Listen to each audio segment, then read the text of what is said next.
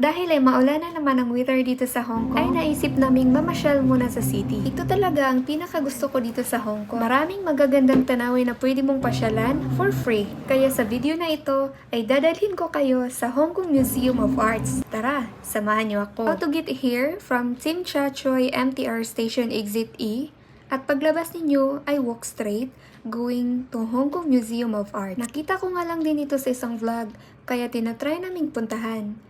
And today is Sunday pala, kaya expect na natin na maraming tao pagpunta natin sa museum. First time ko nga palang pumasok sa isang museum dito sa Hong Kong. Ewan ko ba, hindi ako mahilig sa art. Mas pipiliin ko pa rin ang dagat, bundok at gubat. Anak siguro ako ni Tarzan, charot. Ay, ang dami ko na palang sinasabi. Nandito na nga pala tayo guys sa Hong Kong Museum of Arts at andito yung entrance.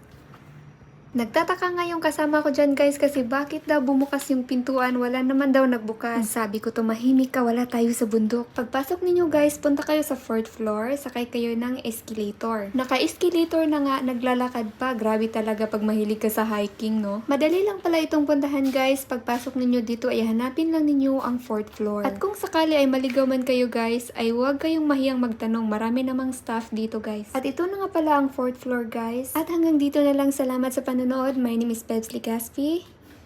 Have a great day.